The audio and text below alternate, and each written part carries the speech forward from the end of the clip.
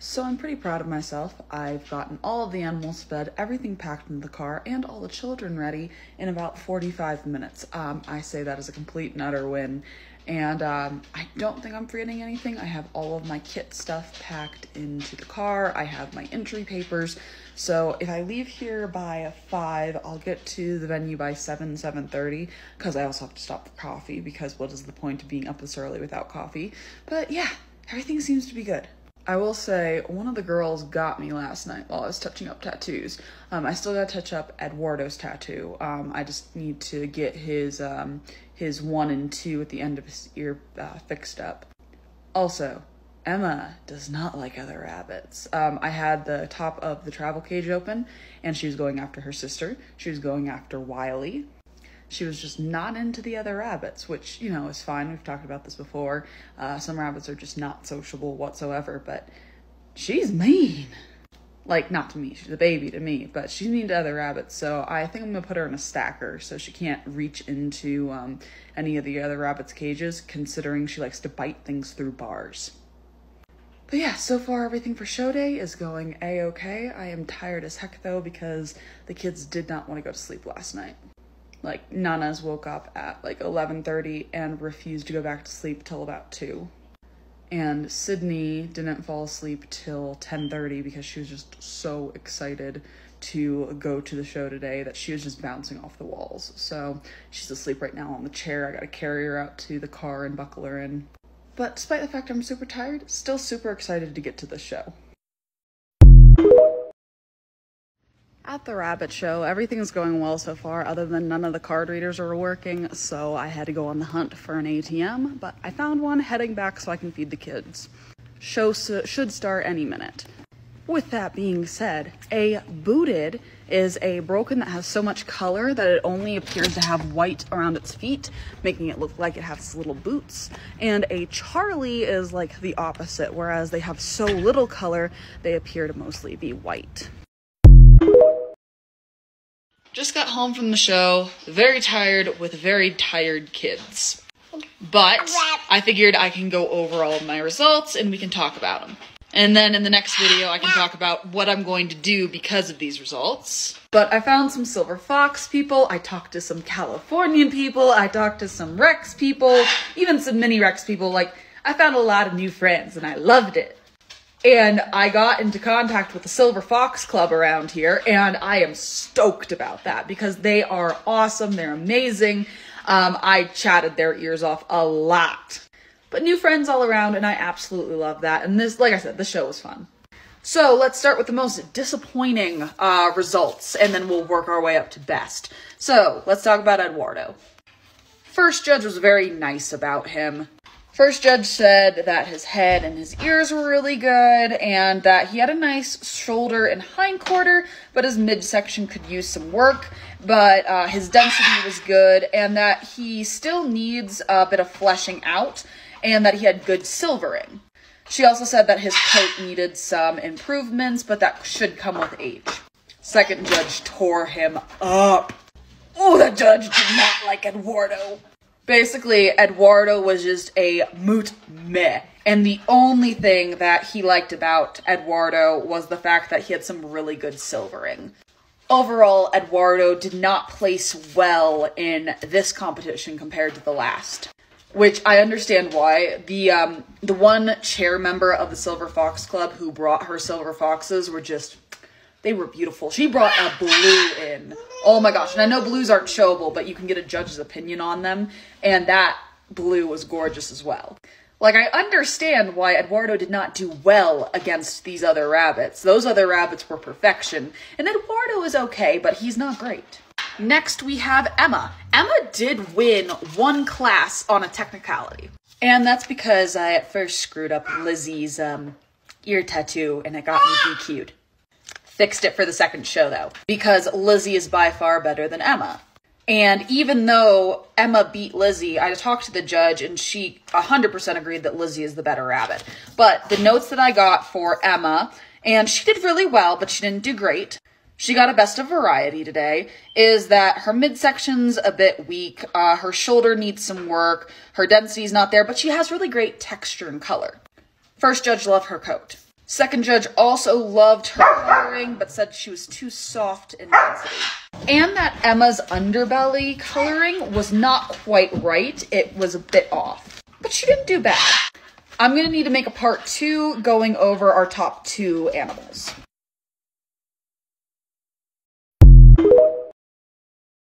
Let's talk about how I did show today. Part 2, top 2. We're gonna start out with Lizzie, which is my chocolate otter doe, and she is a junior. So I mentioned that I got DQ'd from the first show because I messed up the paperwork on the ear tattoo.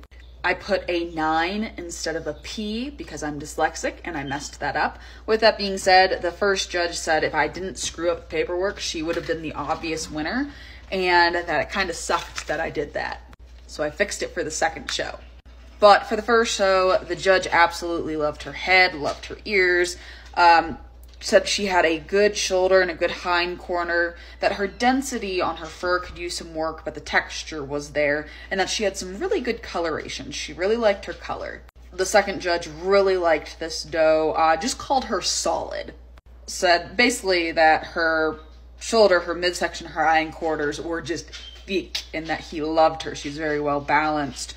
He did say that her coat was a little too soft, and that she was a very pretty doe in the head. But he did want to see some improvement on the fur type, and he would like to see a little more bounce back, especially if the guard hairs were a little more defined, and that it might fix itself as she gets older. So really good reviews for Lizzie. I'm not surprised. I actually have 2 people that asked if they could get on my wait list to get some kits out of her, and preferably chocolate otter kits. So very pleased with Lizzie.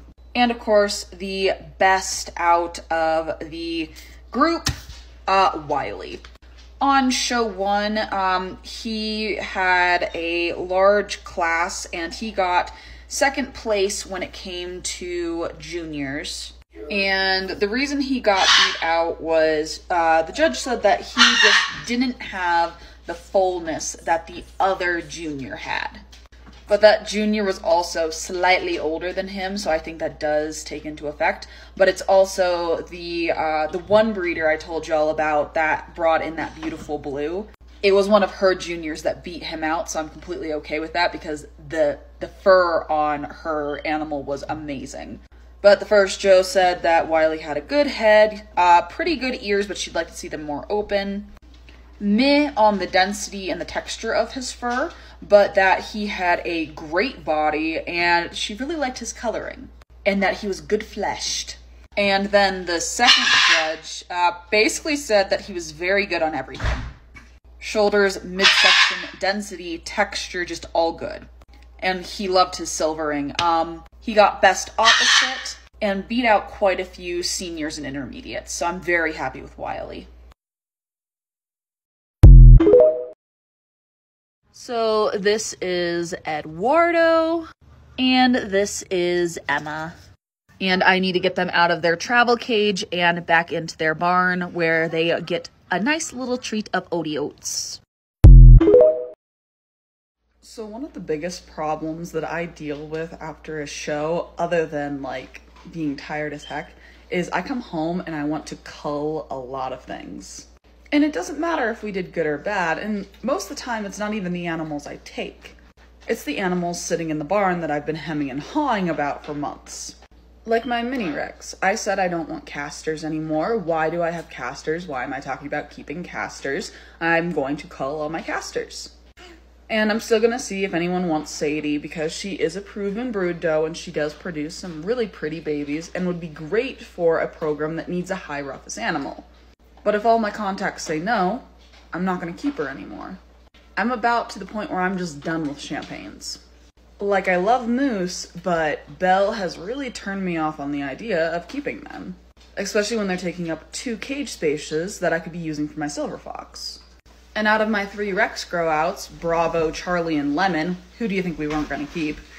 I know which has the better type, Lemon. Leave it to my child to name the one Rex we are going to keep so it's no longer a part of my naming system. Because let me tell you, yesterday when I was at show and I was talking to other breeders and I was pulling photos up of posing and asking questions, that's when you really get a chance to not be barn blind anymore. And get an honest answer of, what do you think about this animal? Like, straight up, I went to one of the Silver Fox people and I'm like, you saw Eduardo's show. What do you think of him? And they automatically asked, age and weight. And as soon as his weight left my mouth, she said, that would have been an automatic cull for me based on size alone. Because Eduardo is small for an intermediate buck. Wiley weighs more than him. Because we do get barn blind, and we do sometimes go, oh my gosh, this animal is so cute, should I keep him or not? Like, I'm gonna call my sister and see if she actually wants Daisy or not, because I don't need that Vienna carrier in my lines. I have Solstice. Solstice is a Vienna carrier and has really great type and produces animals like Lulu. So why would I keep an animal like Daisy that's long in the shoulder? Not like long, like she's not horrible, but she's longer than Solstice is. Same with B-Ball. Why am I keeping B-Ball when I have Solstice, which is a better Vienna carrier? Granted, they're not related to Solstice, but I don't have room to keep meh animals. Especially with the best of show from A and B yesterday being a mini Rex and just being... oh, that mini Rex was amazing. So I gotta beat that, so why am I keeping subpar animals because, ooh, it's pretty or ooh, emotional? I guess I'm just saying shows help me keep my head on straight. And I already have my notes of who I want to keep and who's not staying. Doing some barn organization right now to kind of give me a better idea of who I want to keep and who I don't and what I have room for. So on this top row here, I have my standard Rex. On the bottom, I have my mini Rex. And I'm trying to reorganize my stacks to make more sense to my brain of what I have versus what I can keep. So like I'm going to have a stack of Silver Fox, I'll have a stack of Champagnes if I decide to keep them, I'll have a stack of Californians. And if I don't have a spot to fill them, I can leave that cage open to decide if I have room to keep everyone. I also, in case you're wondering, have a baby bunny in my bra. Because Solstice pulled it out apparently when I was not paying attention between this morning and lunch. So I'm hoping I can warm it up and save it, but yeah. But back on subject. So I think this is going to help me size-wise because, like, right now I have 4 Rex up top and I have a Rex mama in a grow-out pen with a bunch of babies. So I'm above my quota, but I want to keep some of those babies out of that litter of chinchillas. I was thinking about keeping maybe 2. I want a broken and I want a solid. So I'd have to get rid of 2 of my Rex. Which, I got you already. I know I don't want to keep 2. We're just seeing if she had babies or not, and this is her 3rd strike. But if she didn't catch, all the better. And if she did catch, maybe I can find something even better than what I have in my chinchillas. But I know I don't want to keep 2, so she's out the water. And I kept one of 1's babies to see if she would be better than 1. We are calling her 3. So, I'm waiting for 3 to grow out to see if she's going to be bigger than her mom. If she ends up being bigger than her mom, because they have a very similar body type, I'll get rid of 1 and I'll keep 3. So already, there are 2 Rex out the door gone. But, let's say I don't like the way 3 is growing out, then I get rid of 3, I get rid of 1, and then I keep the chinchilla baby that I want, or the broken chinchilla baby out of 1, and I'm already good with my numbers. But it's easier to visualize. So for instance, my mini Rex cages here on the bottom are completely filled out. And you see that little broken baby with penguins still because we're doing our staggered weaning? I want that broken baby. But I know I'm getting rid of Sadie, so I have room. So that's how I'm doing things visually. With that being said, if I go out to my butcher barn, I have 2 bucks and 2 does that I am looking to butcher tonight. 2 standards and 2 minis. And I have 4 quail I have to butcher as well. So that'll be a few less to feed as well for my next feeding. But that's kind of what I'm trying, and I'm seeing if it goes anywhere or if it's going to be useful to me to set up like that. Because here soon I'll be getting 3 more Silver Foxes. But y'all will see about that here soon.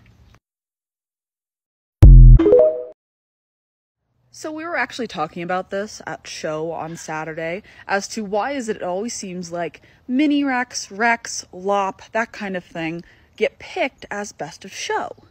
Like, there was an honorable mention of a silver fox at our last show, and we were just happy that there was an honorable mention of a rare heritage breed. That's it.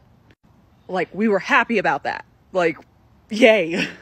Notice me senpai moment.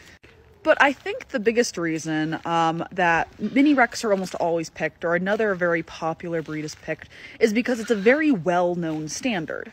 So, for instance, we had giant Angoras at this last show, beautiful animals, and the judge, although very knowledgeable, didn't know very much about giant Angoras, which, you know, in a very practical way of thinking, why should she? It's not a very popular breed. So knowing the basics will get you through the show as a judge, especially when you only have 2 or 3 at a show, and that's the first time she has ever seen it in 5 to 10 years of judging. So from a practicality standpoint, of course you would choose a more popular breed as best in show, because you know more about it, or, in a lot of other instances, for fanfare. There are so many mini Rex breeders, including myself. You'll garner a lot more excitement at a show choosing a mini Rex compared to a Brun or a Rhinelander. Because to be honest, there aren't very many breeders and there aren't very many that go to show. And then I think another thing that isn't taken into consideration when it comes to these rarer breeds that you don't see as often is how much work goes into perfecting those breeds. Especially when you're looking at something like Cream d'Argents or American Blues, where the bloodlines are so thin because there's so few rabbits that finding better stock is nearly impossible. So you're literally breeding yourself better. Which, if you don't know and you're not really a part of rabbit talk a lot of times, it's super hard to breed better compared to bringing in better blood to a bloodline. Like, if I have an amazing rabbit that has an amazing shoulder and an amazing hindquarters, and I breed that into my subpar rabbit, it's a lot easier than breeding a bunch of subpar rabbits and slowly crawling your way to better bloodlines. So it's not taken into consideration when you have a spectacular specimen of a rare heritage bloodline, how much work went into perfecting that animal. It's kind of along the same lines of when it comes to mini Rex shows themselves, you see a lot of blacks and broken blacks winning best of breed, because they are very lovely, don't get me wrong, but you have something that's almost the quality of that in a lilac. But because it's not the best quality, they're not going to pick it, even though I can guarantee that the lilac took much longer to perfect. So I'm butchering out some rabbits tonight. I figured we can talk about who I'm butchering and why. First off, let's talk about this broken castor. He is 10 weeks old and he is a standard Rex. He is our perpetual runt. I honestly don't know why he's that small, but whatever the reason is, he's not growing out the way we want to see him grow out, and it's just going to be more cost effective to go ahead and butcher him out instead of waiting longer for him to try to gain weight. Behind him we have a mini Rex. He's not bad in type, he's just not great. And as going true to myself, I myself would not show this little buck, so I wouldn't expect anyone else to show him either, so I don't feel comfortable with selling him. Same with this little black doe right here. She's also a mini Rex, and although she has much better type than he does, I don't like her shoulders. She's too long. Finally, we have this little Vienna marked blue. I just don't like her body composition. Her shoulder's too long, and she does have a bit of a pinch in the hindquarters. And I just have a much better Vienna marked in my barn currently through Solstice, so I don't think she would really improve my program. And bonus moment, I have some roosters I need to butcher from my quail. They have been really beating each other up in the grow out pens, and I just don't want to keep them longer than I have to, in the chance that they could hurt each other even more. But yeah, that is everybody I am butchering tonight and putting in the freezer.